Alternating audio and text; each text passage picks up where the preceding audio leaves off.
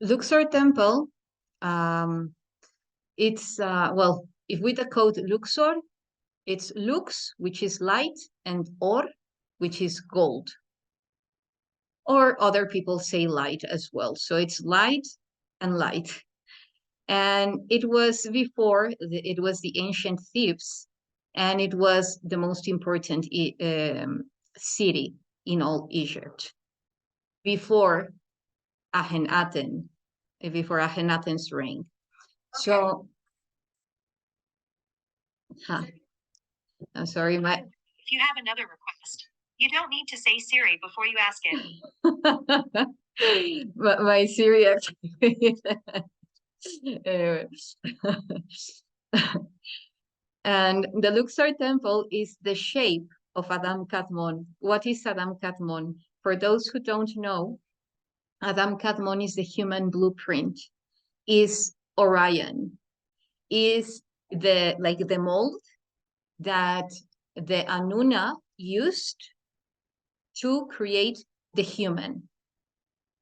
So that is the shape that the structure of the Luxor temple has. And each part of the temple connects to, of course, one part of the body. So when we reach the part that represents the brain and the pineal gland, that's where we will go for sure. We will be tuning into what was there physically at that moment and which energy is still pulsing. Yeah, Sean? Brian, did you have a thing you want to say? No, sorry, I've got a brand new mic here. I was saying this is really fascinating, Sean, because on the Montauk tour together, you and Chastity and several of the others in particular, and I was kind of dragged in as part of it because I'm not sensitive the way you guys are. Thanks, brother. Well, into doing energy work, you know, to heal the place, the lake, the water spots. So the idea of, you know, you guys going up the Nile and going to these spots and doing that, it's awesome. And, you know, since you're going to be a speaker at when we do your bio link, we should have a big link to your tour here. You Sure. can get, yeah. So I'm glad kind of sitting in on this and I'm excited. Yeah, and anyone that comes, I'm way this one, so I'll be teaching you guys how to be psychic yourselves and do everything to do so that you can do this on your own, and then you could start your own tours eventually and all that. What are the dates for this one? March 21st to April.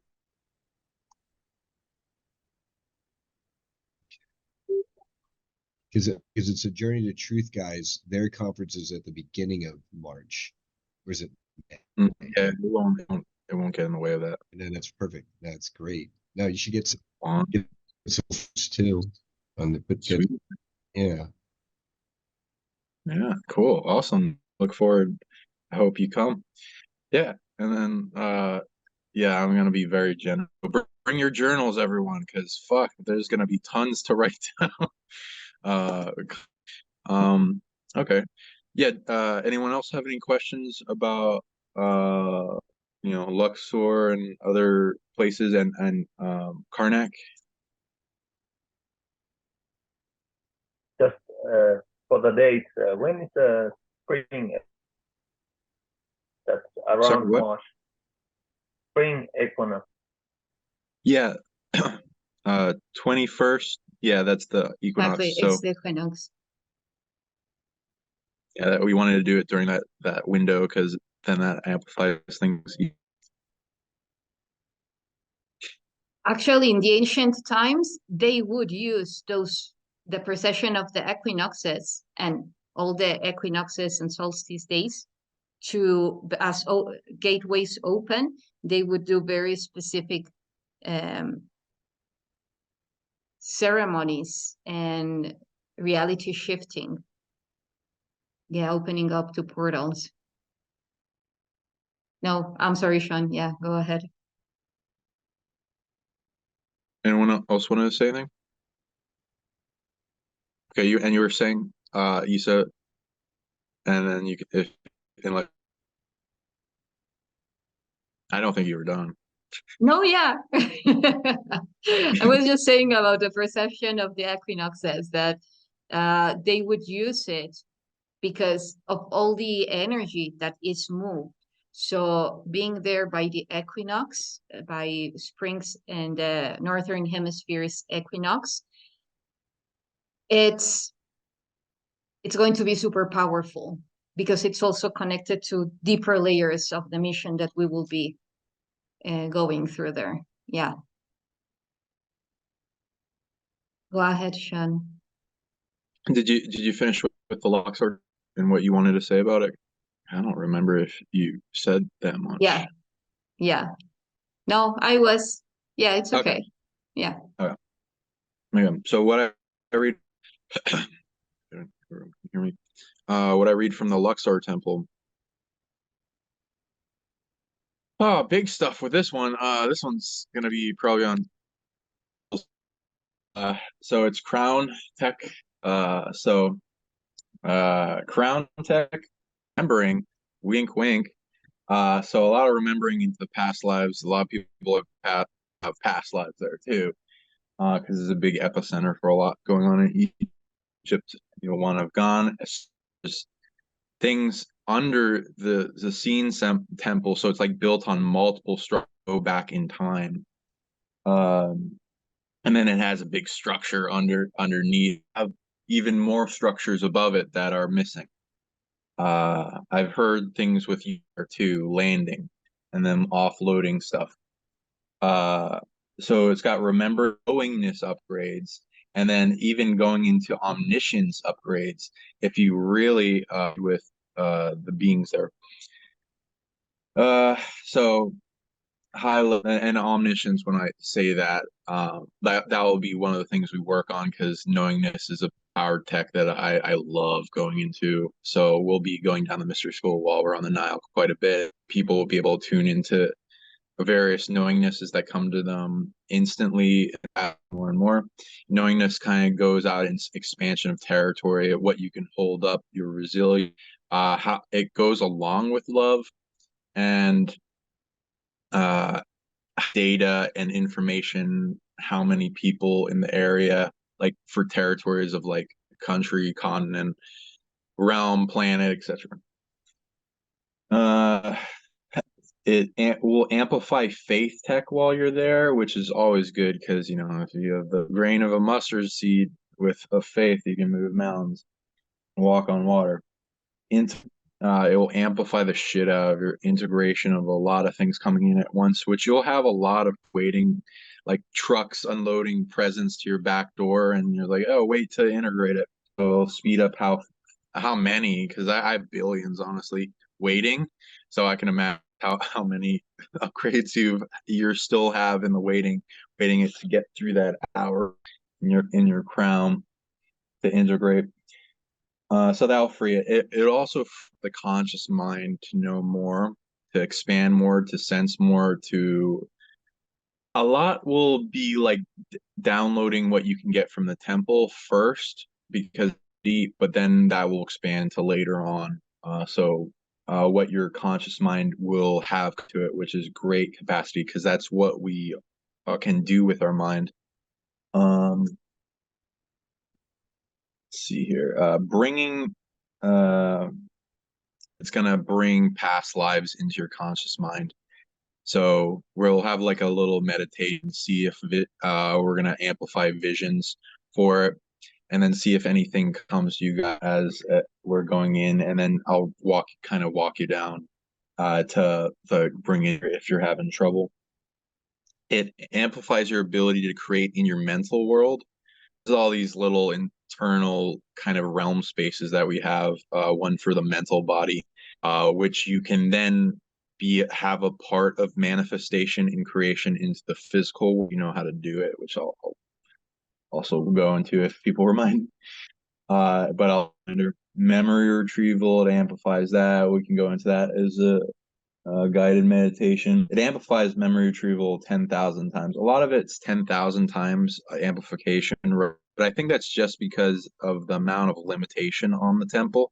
So if we somehow activate and you get it to like you, and even past leaving it, it will still be trading with, press it, it will be constantly trading with you. And if when I say it's likely going to happen, that we are going to help that place feel to expand its ability and technology to help the rest of the world in a heightened expansion of territory, like a bubble expanding after it frees parasites attached to it.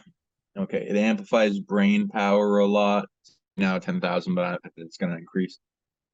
Akashic record accessing, it amplifies, which will be good for what we're going to be focused on in the trip too.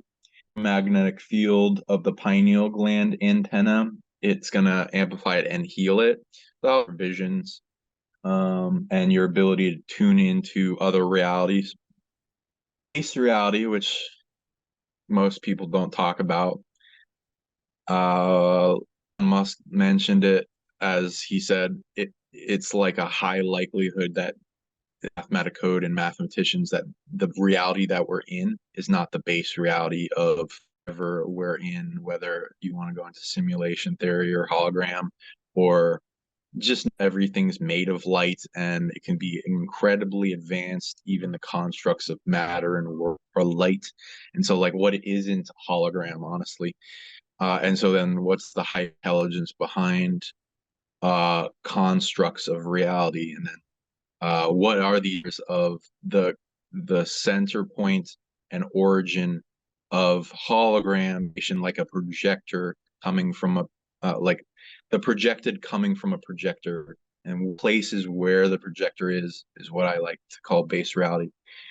So that amplifies, because if you program from there, you can do a lot stronger things in this reality, and faster and easier and with less contention or war going against you.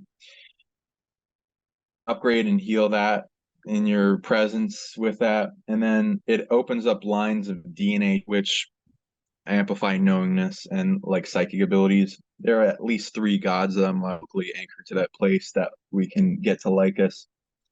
I know there's more on the also, it's definitely more than that. Yeah, and that should help. So that's mostly tech. Can you go into combo, and feel free to talk more? No, You're catching I up. just Right? I want to say a couple of things now. Yeah, Spend as much time as you can. yeah. Thank you for saying what you said. Well, when we talk about Orion as the Adam Kadmon, we have a very important place of Orion, which is the Orion's lost jewel, as it's known, which is the nebula, Orion's nebula, Messier 42 or M42.